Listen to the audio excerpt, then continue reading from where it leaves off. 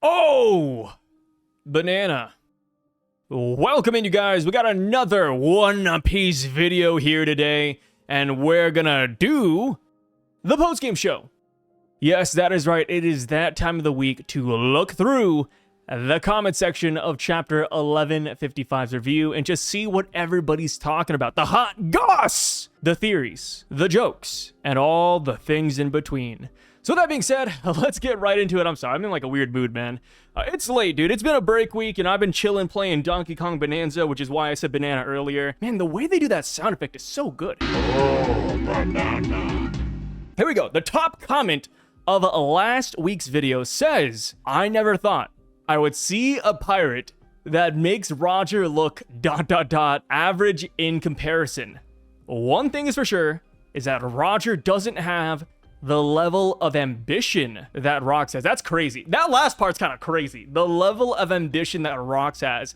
I think the problem with Roger, not even necessarily a problem, but I just think we haven't really spent enough time with him. Like, Roger, his journey is very different from Rocks. Like, Rocks wants to conquer the world, whereas Roger just wants to have fun and explore and, you know, learn the truth of the world. I feel like they have very different ambitions, and that is why Rocks seems more crazy, right? That's why his seems so much more extreme in a way, because his goal is extreme, whereas Roger, you know, he doesn't really want to change the world necessarily. He just wants to uncover truths. But with that being said, I do agree, base level, Rocks does feel more like a pirate than Roger does. And just wait until we get Joy Boy. When we meet the very first pirate ever, I feel like Rocks and Roger will both look meager in comparison, which is absurd to think about, right? But Joy Boy is the OG pirate. And I talked about this a while back, and I'm just kind of running with it right now. But since we had the Davy Jones name drop in 1155, and because Davy Jones is like one of the main characters out of the Disney movies of Pirates of the Caribbean, brother, I really do hope that Joy Boy is like Jack Sparrow. I mean, it doesn't get more pirate than that. We know Oda loves his movies, so maybe, just maybe, we're gonna get a Jack Sparrow type character, man. And of course, he'll have an eye patch, right? We still have not seen an eye patch yet, and Oda did say that by the end of the series, we will meet an eye-patched pirate. Hasn't happened yet. I'm putting my stocks in Joy Boy. We have not seen Joy Boy's eyes yet. You know, all the shots, all the silhouetted shots we have of Joy Boy, it's from the backside.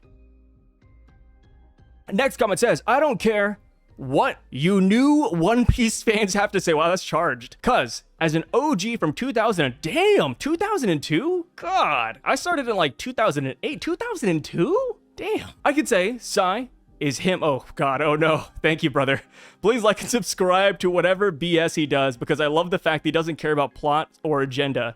Sai just says whatever he says, no script, no filler crap. He just says whatever he wants to say. Respect. I appreciate it, man. And of course, like I said, I would not have any of this without you guys watching this video, right? I mean, this whole video is just me reading through comments, right? So literally, you know, it's all of us. It's all of us doing this together. This one says, hear me out. There's a reason why Whitebeard asked Shanks what happened to Buggy when they were drinking, and why he allied with Buggy during Marineford. I like how you word this last part. Why he allied with Buggy during Marineford, as if Whitebeard sought him out. But I see what you mean here. You know, it seems like a joke whenever you word it out and, you know, say it out loud. But it is true. You know, like, Buggy is Shanks' right-hand man in a way, right? They are duos. They are partners. And Whitebeard, brother, I do think he knows a lot more than we initially suspected. So I wouldn't be shocked if he knows about Buggy's real lineage. I'm not saying that Buggy is Rocks' son. I do want to just throw that out there, right? I do like the theory that Buggy is Rocks' son. I don't personally believe in it yet. You know, I think I need more proof. Right now, I just think that Buggy is one of the inheritors, or somebody who follows Rocks' will. Whether he knows it or not, Buggy is kind of falling in that lane. As far as Buggy's lineage goes, I mean, we have to remember, I always say this, I just like hammering it in, but Buggy's nose is real. You know, it's not a gag. It's not something he bought at Home Depot. Home Depot? I know I said Home Depot. You don't buy clown noses at Home Depot. Party Galaxy. Is Party Galaxy still around? Wait a minute. I think Party Galaxy went bankrupt. I'm not gonna look it up. I'm just gonna assume they're bankrupt. Nobody goes to Party Galaxy in 2025. But yeah, you know, back to the brass tacks, Buggy does hail from some sort of special lineage. And I do think somewhere down the line, we will meet another character that is Buggy-like in appearance. Whether it's current day, whether it's Void Century, I don't know. But I think we should get ready for a clown race, which sounds really cursed, and send me the Addy. I love clowns. Oh man, see all the kids back in elementary school and middle school and high school, man, they were running from them clowns, but I was running towards them. I love clowns. I don't know if you guys remember the clown pandemic. I think it was like during COVID, but there was like this weird fake phenomenon where a bunch of people dressed up as clowns just showed up at parks late at night, and people were reporting crimes surrounding those guys, but it was just like all a prank or something. I don't know. It was a strange time, brother. You know, COVID was just a strange time in general. Only guy Emu ever truly feared was Joy Boy. That is correct. I mean, it is absolutely insane the fact that Emu didn't even sweat, didn't even really address Rocks. Emu had his back turned to the guy, and Rocks had a gun drawn. Rocks had a gun drawn and the hostages, and Emu didn't care. You know, Emu truly is at a different level, which does make me more scared about Emu's presence here on Elbaph more than ever, because at first it's like, okay, they're just possessing Gunko, you know, it's no big deal. We just separate the connection, we're right as rain. But now, seeing that even Rocks D Xebec was like, hey, I can't do anything, it's like, yo, Emu, we already knew it, but he truly has not shown, or she, you know, I want to throw it out there, you know, he, she, doesn't really matter, but Emu has not shown what they're truly capable of yet, right? I mean, the one named attack was Domi Reversi, and it's not even necessarily an attack. It's just a move that changes people onto his side, man. Casual fans, Wang Zhi looks like Caribou. Hardcore fans, Caribou is playing the long con to avenge his father's death at the hands of Blackbeard while playing the Sycophant. I wouldn't mind this. I wouldn't mind this, but I am afraid it's going to turn into like a Naruto situation where we replace the big bad villain with someone not as exciting. I mean, I don't know how you guys feel about Kaguya, right? I feel like Kaguya's lore has gone better as Boruto has gone on. I don't keep up with Boruto, but I remember reading it weekly. I was like, okay, Madara's gone! Who's the new villain? Kaguya? I don't care as much about Kaguya, unfortunately. I hope that doesn't happen here, where, you know, Luffy's fighting Blackbeard, the battle's raging on, and then boom, Caribou gets revenge, and it's like, woohoo! Now we fight Caribou? I think that's my one qualm with it. I mean, maybe Caribou just does something very minor, like he sabotages Blackbeard here or there. I could see that, but yeah, either way, I do think that Caribou and Wang Zhi, they do have a lot of similarities. And Dusk and Dawn, shout out to Dusk and Dawn over at Twitter, love their account. They also have a great YouTube channel where they do a lot of Japanese translations and they get into the nuance of these One Piece chapters. Totally check them out. But they talked about how Wang Zhi's epithet does lean towards the cultist side of things, which you might be saying, Sai, what does the cult thing matter? Well, Caribou and Corbu, when they were first introduced in the series, they were praying and burying people, which does fall in line with the, you know, cultist mentality in most media, I would say. So I do think the theory that Caribou and Corbu are Wang Zhi's kids looks pretty good right now. The one thing that I will say that doesn't make sense yet is how do we go from Wang Zhi to Caribou? I mean, hey, I'm Asian, I can say it, but you know, Caribou doesn't exactly strike me as a Chinese name. Like, what did the mom do with this guy, man? Like, Wang Zhi's like, hey, you know, I want to name my son something Chinese. And the mom's like, no, he's Caribou. I guess they just go with it. I mean, I'm not going to argue, right? The wife gets what the wife wants. This one says, Rocks is the Madara of One Piece. Wow, look at that. We went from talking about Madara to talking about Madara 2 seconds later. You cannot escape the influence of Naruto. It also doesn't help that alongside me rewatching One Piece, I am rewatching Naruto right now. And I kind of forgot how cheesy some of the dialogue is, I'm not gonna lie. I still love it though, still love it. You know, but it's definitely a product of its time. Same with One Piece too. But I gotta admit, man, you know, watching OG One Piece, I do see what people mean when they say they miss the OG humor. Like, brother, I'm in Skypiea, and I'll never forget the scene. And I love this scene too, I just got there, but the scene where Zoro pops on a vine and does the Tarzan yell. And then I think Luffy does it as well, and I think Robin almost does it.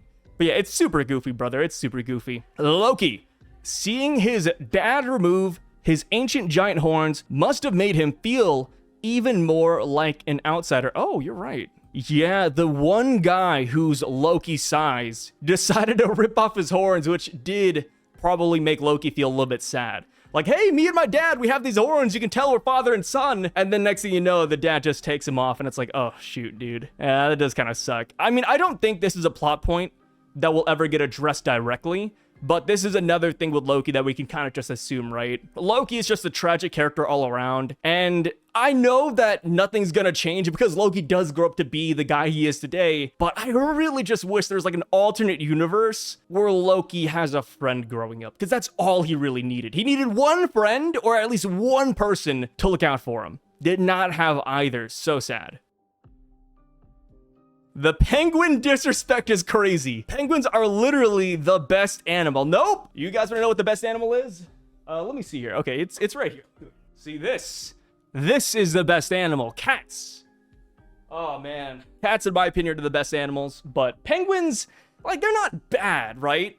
I don't think penguins are bad. Like, I don't think we should, like, get rid of penguins on Earth. But on a tier list, on a tier list, I would put them at a respectable D tier. I think they're D tier animals. They're not F tier, but they're not C tier. I just feel like they smell too. Whenever I go to a zoo, which zoos are smelly in general, but penguins, man, I just feel like they're musky 24/7. Maybe that's just me though. This one says, let's not forget about Harald this chapter. What an absolute monster, clashing with rocks like that.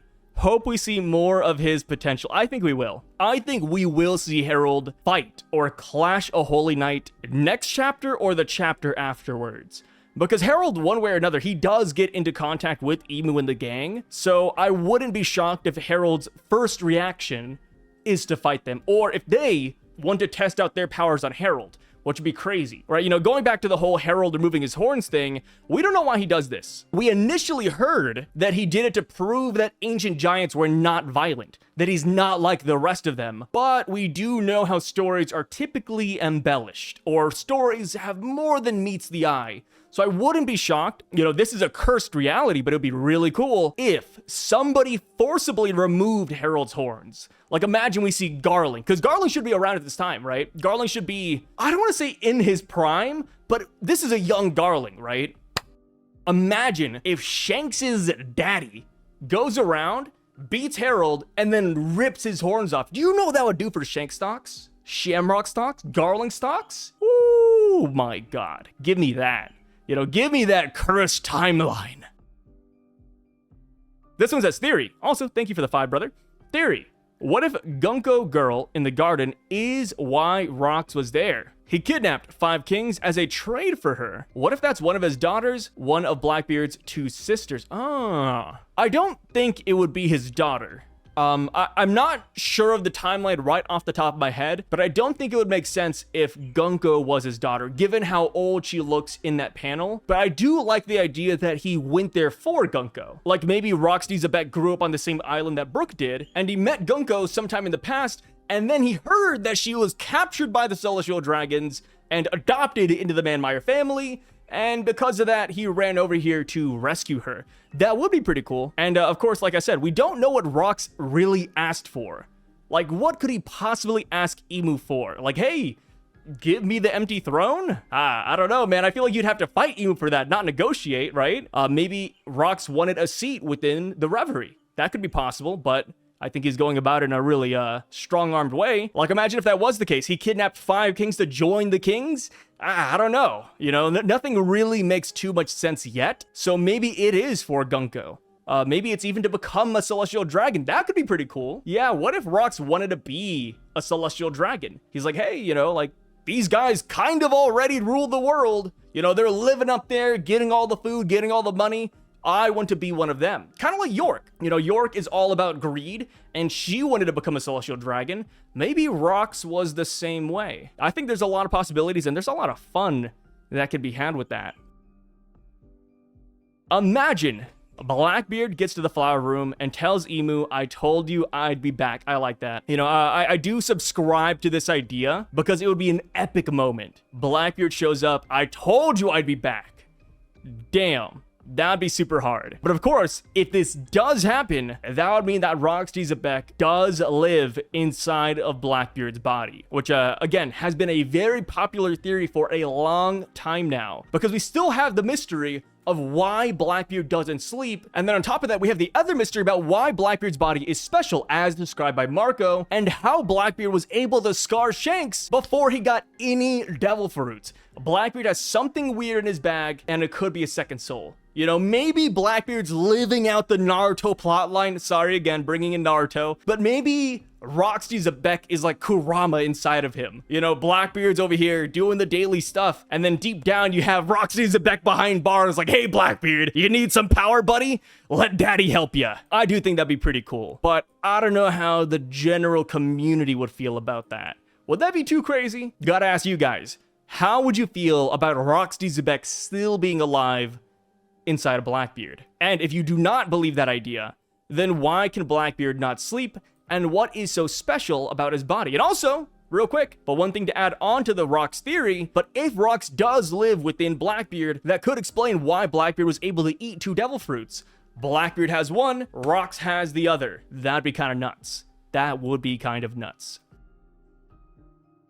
I think we're going to see how Roger and Rocks' beef started in this flashback. Yes, I think we will. Well, I don't know.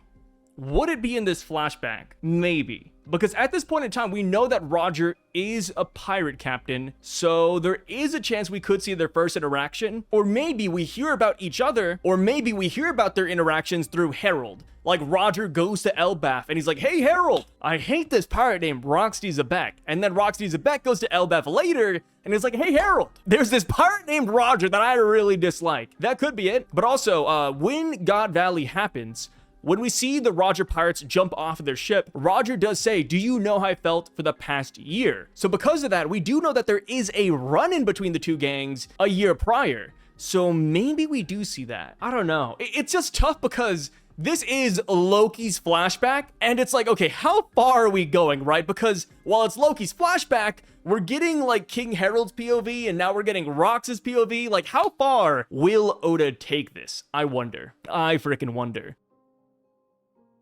Rocks is the reason Emu started to target D's again, because Emu saw that they all will choose the same path as Rocks-Joy Boy, and they have the potential to overthrow the current order. Honestly, I think Emu's been about this the entire time. You know, I feel like when it comes to the D clan, Emu has always disliked them or wanted to get rid of them, but I just don't know why they aren't moving independently. I get the whole thing where Emu doesn't want their presence to be known, but the Holy Knights, right? Why not send the Holy Knights after them and then possess one of them, like Gunko?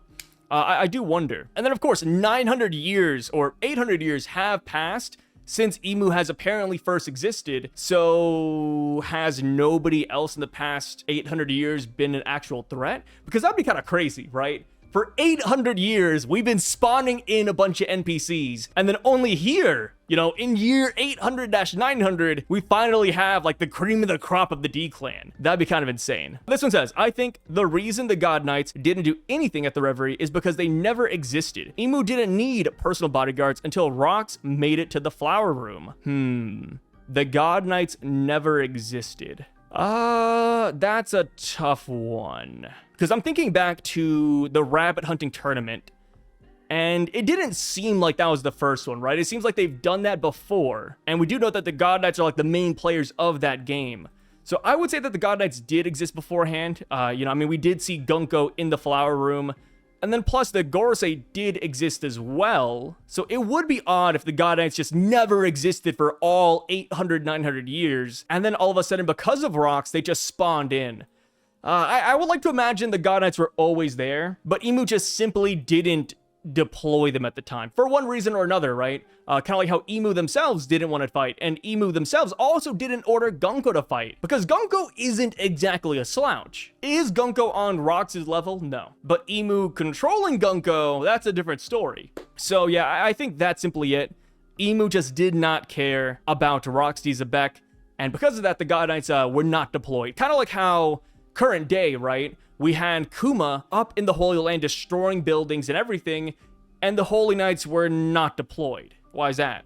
right? And then we had Sabo, we had the Revs at the Reverie, and the God Knights also weren't deployed. And then Fisher Tiger, right? Fisher Tiger broke out and, freed the slaves, and the God Knights weren't deployed. I think Emu is just very picky with how they deploy them. They really just do hold them in reserves. I don't know if Emu can see like a bigger picture. Like maybe there's some kind of prophecy that Emu is trying to fulfill, and that's why they haven't targeted the D clan necessarily. We're not too sure, right? I really wish we got some inner monologue from Emu, like, oh, today's Sunday, I can't attack this guy, right? That'd be kind of crazy. Like, hey, it's a holy day, I'm not gonna make my move. And neither will my armada. This one says, The Will of Marco. Shouts to Will of Marco over on Twitter. A post from the Will of Marco says, nah, bro, why does Xebec's bounty poster look a lot like Buggy's current bounty poster?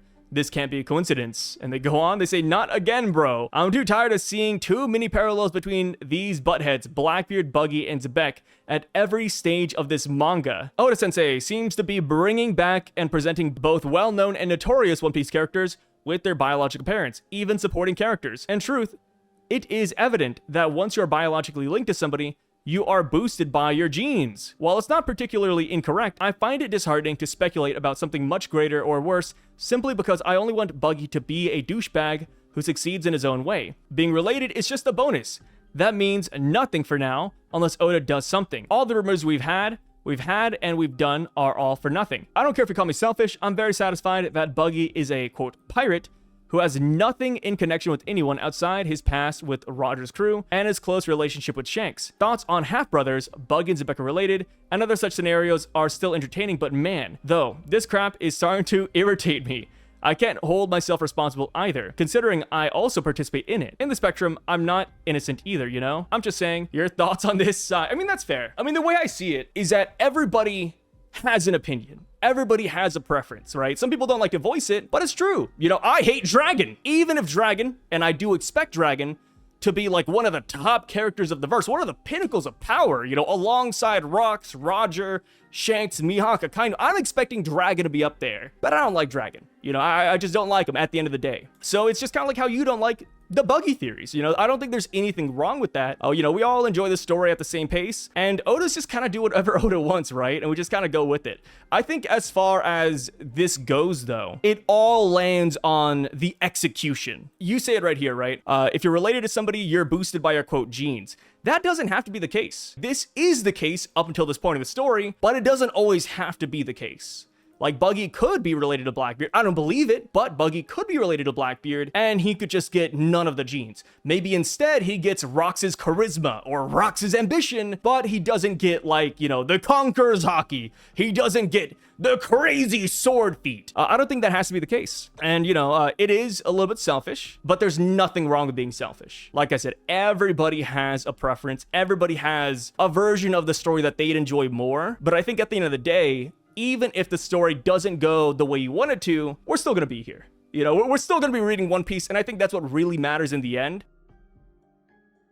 Have plot points in One Piece happened that I would have done differently if I was writing it? Yeah, of course, 100%. But even then, I roll with the punches, right? We still go along, we still enjoy the series, and I think that is what really matters at the end of the day. As far as like the theories go, right? The theories growing to irritate you, I think that's also normal, right? If you already dislike the theory, then of course, hearing about it more and more, and then seeing that Oda is feeding into the theory, I get why it's draining. And that's almost why I think it would kind of be best if, you personally got the answer to this. Like, oh, like next chapter, we learn that Buggy isn't related, or he is related, just to like rip off that Band-Aid. My advice is to try to ignore it for now, right? Whenever somebody starts getting irritated by One Piece or, things are happening that they don't exactly like, take a break. There's nothing wrong with taking a break from One Piece and then coming back like a couple weeks later. I know JD Legend did that, right? I don't really know his reasonings why, but he just said, hey guys, I'm falling out of love with One Piece for a little bit. And then he came back and guess what? He loves it. I say, if you do feel like, One Piece is starting to bother you, there's nothing wrong with stepping back, watching another anime and then coming back and catching up. I think that is healthy. I think that's good. And that's just how it is, brother. So that is my honest thoughts on that. And at the end of the day, we're all One Piece fans. We kind of roll with the punches. Whatever Oda does, we kind of just take it, you know? I think that's the fun of it, right? The story is completely out of our control, right? It's all in Oda's hands and Oda's daughter's hands, by the way. Oda, I believe in an interview, he mentioned that when it came to determining Sanji and his family, he picked the number he did because of his daughters. He said his daughters really enjoyed a show where there are a lot of twins and brothers and sisters. So Oda just kind of went with that and gave Sanji a big old family. So yeah, you know, we're at the whims of Oda. You know, my advice, roll with the punches. You know, I believe in us, brother. I believe in us. It's a small flex for the Roger Pirates that Rocks was forming his crew through Davy back fights, and he didn't step to them once. Didn't step to them. Do you mean like a fight Rocks and a Davy back fight? Because I wonder if that did happen. Like Rocks versus Roger in a Davy back fight. Imagine if Roger lost. You know, Roger did say, like I mentioned, right? Roger did say, hey, Xebec, do you know how I felt for the past year? Maybe that's because Roger lost a Davy back fight and he lost a crew member, or Rocks did something to Roger's crew that we haven't heard about yet. That would be nuts, dude. Damn, if Roger lost a Davy back fight, oh man. People already think, you know, I held a couple of polls on this already, but people already think that Roger is inferior to Xebec. Power-wise, if we hear that Roger lost to Xebec in a Davy back fight, brother, that's gonna be a bad day for the Pirate King. Let me tell you right now. I'm scared that Oda is going to make Rocks do something cartoonishly evil to justify Roger and Garp killing him. They will. Oda will 100% do this. I mean, to have Garp and Roger as your ops, yeah, you must have done something effed up. Especially Garp, right? Garp initially went to God Valley for Roger. Rocks wasn't even on his radar. You gotta remember, you know, the order of events. Kong calls Garp and he tells him that Rocks is going to God Valley. Garp is chilling. You know, all he says is, hey, maybe you guys shouldn't have taken the treasure of Hachinosu then. And then Kong says that Roger's going and Garp leaves right away, right? So Garp didn't even care about Rocks until God Valley. Something there made Garp forget about Roger and made him go full on kill mode against Rocks D Xebec. So I think something cartoonishly evil will happen. We do know that Roger and Garp are protecting celestial dragons, so maybe Rocks was kidnapping them, maybe Rocks was killing them even. I think I could see that being a possibility, which would then beg the question of why did Roger and Garp feel the need to protect those scumbags, right? Why did they decide to save the celestial dragons? I think then becomes the big question. This one says, Don Marlone is definitely a Marlon Brando reference. The Godfather. I've never watched The Godfather. I think because of Don Marlone coming into the story, I might have to finally check that out. This one says, Joseph out here catching unnecessary strays. Yeah, rest in peace, Joseph. You fat Rocks. I have 5 doubloons. Emu. Moo needs 6. Rocks. Well, I need a job application. Yeah, Rocks didn't exactly meet the job requirements here. Sai, you're killing me with these random ass pictures. I got you, brother. These pictures are supposed to be random and scary sometimes. Rocks' swordsmanship technique is akin to what Ichigo Kurosaki did when he fought against Aizen in his Dangai form. With each impact, the surrounding mountains and terrain blew away, so maybe Oda took inspiration from that fight sequence. The big 3 mangakas are friends and respect each other after all, so it's not a surprise. That is true. That is very true. You know, when you think about Shonen Jump, they are like a tight-knit family, right? Apparently they have like weekend cookouts or something, or they go out and party pretty often, so yeah. I wouldn't be surprised if it's like a callback, but then again, you know, a sword slash being this giant destructive wave, I wouldn't say Ichigo started that, but if this is where it came from, respect. Sai, I just want to remind you real quick that Buggy transformed himself into a buggy in Logtown. I think it's the Bara car. That is true. Which does tie back to the whole thing where buggy in Vietnamese means buggy, the vehicle. So yeah, that could be a nice little callback right there. Again, I don't know if that's what Oda was planning for, but it is a funny coincidence at the end of the day. I'm still on the boat that he may have even been the previous user of Whitebeard's fruit. Oh, Rocks D Xebec. Rocks having Whitebeard's fruit. There's nothing to disprove it yet. There's nothing to disprove it, but at what point will we see it? I think is kind of what I'm questioning. Because Whitebeard, he fights with it in tandem. So if Rocks did have the Gura Gura no Mi, I wish we would have seen it back at Marie Joie. Like maybe he clashes with Harald and then we see the cracks in the clash, that would be really sick. I think it could be possible that Rocks D Xebec was the first person to acquire the powers of the clear fruit. If true, this could explain many of his mysterious actions and abilities. For example, his ability to infiltrate the Holy Land and reach the Flower Room unnoticed might be due to his unique powers granted by the fruit. Being the original user could have provided him with exceptional stealth and insight, enabling him to bypass security and surveillance that would typically be impossible. This idea raises interesting questions about the origins of the fruit and how Xebec's mastery of his abilities contributed to his daring missions and strategic success. This could even explain how God Valley disappeared from all maps, right? God Valley was erased without a trace. Maybe he was just turned invisible. You know, maybe there's just an invisibility cloak around the island, and that's why everybody says that it's disappeared. And of course, like you said, it could explain why Rocks is able to infiltrate the Holy Land. So I don't exactly think it's a bad idea, but I think, like, out of all the devil fruits mentioned for Rocks, right, between the Gura, between the Yami, I'm just not a big fan of the clear fruit. Unless he does what you said here, where like he mastered it to such an extent we're seeing like a bunch of brand new abilities, a bunch of brand new attacks and utilizations of the fruit. I think that would be cool, but I have been marred by Shiryu and Absalom because I do not like the way they use the fruit. Like, yes, they can sneak up on people, but I just think in the grand scheme of things, it's not that impressive. But if Xebec does take that fruit and level it up, and make it crazy, then yeah, I'm okay with it. But brass tacks, I'm just so iffy on it. I'm kind of sour on the clear fruit. Like, even for Zoro, right?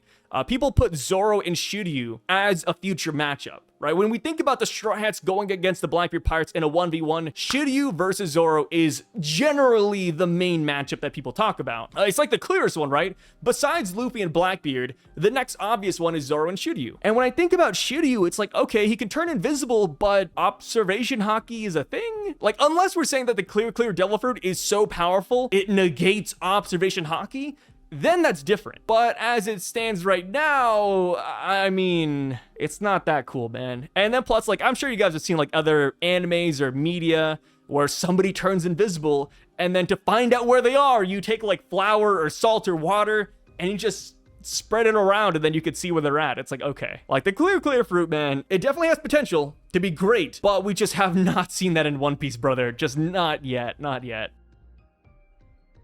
The Elbaph elders were right to tell Harald not to mix with the Hiruden's mom. They knew mixing the blood would make them weak AF, brother.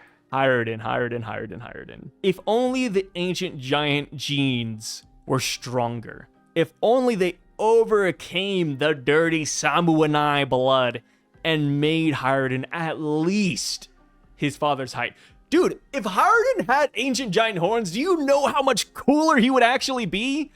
Damn it, dude. Hiruden. Ooh, how about this? Maybe Bonnie, because she's on the island, maybe she can awaken and turn Hiruden into a distorted future version of himself where he is full ancient giant. Ooh, hey, Bonnie, do it. Here's a future where you're more like your dad. Oh, you have no dirty mixed blood. And that is when Hiruden becomes the same size as Loki, horns and all. Oh man, that would be fire. But would it be a little bit crazy? Yeah, that's for sure. One of my favorite tropes in One Piece is that the top tier legendary figures all kind of vibe with each other. In a few strikes, they seem to instinctively realize that's a real ninja in front of them. That is true. That is definitely true. Like, you clash, you see another person on your level, and you're like, hey, let's hang out, man. Maybe we don't have to fight. I love that. This one says, and I think this is the last one as well. We're gonna go ahead and stop it right here. They say, if Rocks lives inside of Blackbeard's body, I can see the reveal being Blackbeard doing circles on his belly with his hand and an arrow pointing to it labeled full of Rocks D Xebec. Okay, we're not ending on that one. Next comment. Rocks, vowing to take down Emu confirms to me that Blackbeard will be the final villain. He has inherited his father's will, and becoming an official nation is just a way to gain access to the Holy Land. However, Emu, looking at Blackbeard's wanted poster, does indicate that he is aware of the danger he poses, so things probably won't go smoothly. In the end, I still think Blackbeard will somehow take down Emu, either with underhanded tactics or maybe even by teaming up with Luffy. Yes, this right here is a nasty idea. Guzzling it, dude. But I do think this will be the case. I do think that Blackbeard and Luffy will work together to take down Emu because they're both members of the D clan. I think to take down Emu, you need multiple members of the D clan to topple this Void Century threat.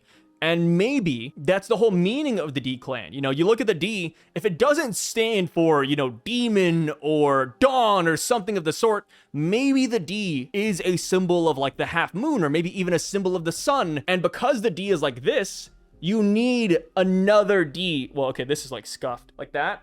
You need another D to fulfill it to make it a full circle. I know it sounds a little bit cheesy, but I could see that being the case. You know, dawn, sun symbol, moon symbol, the demon clan, just anything kind of works with this. And I think we will see multiple Ds teaming up against the big bad villain. And then afterwards, after everything is said and done, Blackbeard then becomes the main villain, 100%. And also, you know, speaking of D-Clan members, I wouldn't be surprised if Law also comes back into this fight as well, because he is Trafalgar D Water Law. So I definitely think he'll play a big role as well. And then, like I said, after all is said and done, Blackbeard will be the final villain. Just like in Naruto, you know, just like in that popular series, Naruto, you have a character named Naruto, and after they defeat one of the big bad villains, Madara-Kaguya, Sasuke, from the series Naruto, then becomes the main villain after helping Naruto beat the other villain. That sounds really convoluted, but you guys get what I mean, right? Well, it's been over for like, I think over a decade now, so I think you guys get the gist of it. But with that being said, thank you guys so much for being here. I really freaking appreciate it as per usual. Hopefully you guys had a great time here as well. And I will catch you guys next week when 11:56 drops. Take care until then. Have a great break week or great weekend. I don't know when I'm posting this. I'm recording this Wednesday, Thursday, so we'll see. We'll see what happens. I'm trying to spread out the videos a little bit, right? I'm trying to give you guys something like at least every other day. Will I actually make good on that promise? We'll find out next time. Also, shout outs to my side channels over there. I have a channel called Syvduck here on YouTube where I post gameplay videos. That is right, gameplay videos. So please feel free to check that out. It will be linked down in the pinned comment below. And also, you should have like a little image right here showing you how to spell the channel in case you just want to type it out. I also have an anime reaction channel over at Somnus Reacts. That should be right up here. You know, I react to One Piece, Don to Don, and pretty much anything else that catches my eye. So please, check those two channels out. And also, I stream every other night at Syvduck over on Twitch. So feel free to stop by and say hello. And yeah, that's it, guys. Take care. Have a good one, brothers.